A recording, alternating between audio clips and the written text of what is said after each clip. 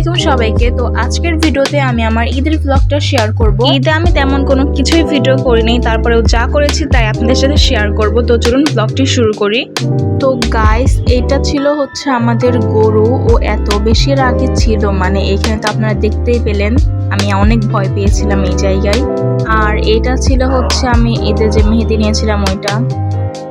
দেখুন, আমাদের সামনের বাসার চারতলায় যারা থাকে তারা বিড়াল খুবই পছন্দ করে, তাই তারা বিড়াল পালে। কিন্তু বিড়ালগুলো তারা রাস্তা থেকেই নিয়ে যায় কিনা আমি সেটা বলতে পারি না, কারণ বিড়ালগুলো কিছুদিন পর পর এরকম করে বারান্দা দিয়ে বের হওয়ার চেষ্টা করে। এমন করে অনেক বিড়ালও নিচে পড়ে যায়। একবার তো একটা ছোট বিড়াল নিচে পড়ে গিয়েছিল, তো তারপর ওর হাত পা ভেঙে গেছিল।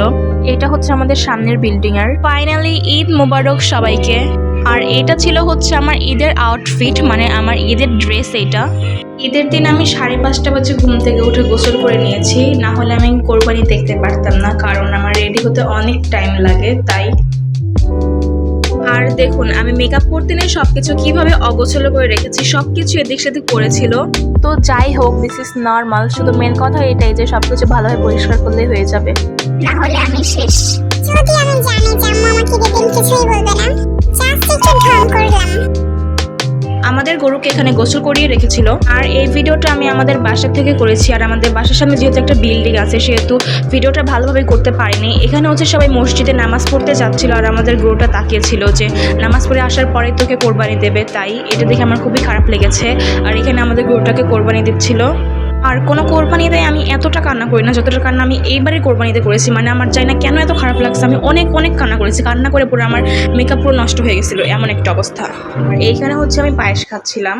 আর দেখুন, ঈদের 4-5 দিন আগে আমি মেহেদি নিয়েছিলাম একদম হাত ভরাট করে, ভেবেছিলাম যে হয়তো উঠে যাবে, কিন্তু এটা একদমই ওঠে নাই। পরে দেখুন ঈদের দিন আমার হাতের অবস্থা এমন ছিল, মানে আমার ডান হাতের অবস্থা ছিল এমন। তারপরে গাইস, ছাদে গিয়ে আমি একটু ভিডিও করলাম। এইখানে মাংস কাটা হচ্ছিল, এখানে অল্প কিছু মাংস কাটা হয়েছিল মাত্র, এখনো অনেক মাংস বাকি ছিল। তার মধ্যে আমি দেখতে পেলাম এই গরুর চোখটা, তারপরে এটা আমি হাতে নিলাম। এটা নেওয়ার পরে আমার খুবই খারাপ লাগছিল, মানে আমার কান্না আসছিল। তখন আমার গরুর ওই ভিডিওগুলোর কথা মনে পড়ে গেল। এইখানে আমি খিচুড়ি খাচ্ছিলাম। আর কোরবানির ঈদের ব্লগে তো কোরবানির মাংস রান্না করার ভিডিওগুলো অনেকে দেয়, বাট আমি এখানে ভিডিও করতেই ভুলে গিয়েছিলাম। আমার আজকের ভিডিওটি ছিল এই পর্যন্তই। ভালো লাগলে লাইক, কমেন্ট, শেয়ার, সাবস্ক্রাইব অবশ্যই করবেন। আল্লাহ হাফেজ। Thanks for watching.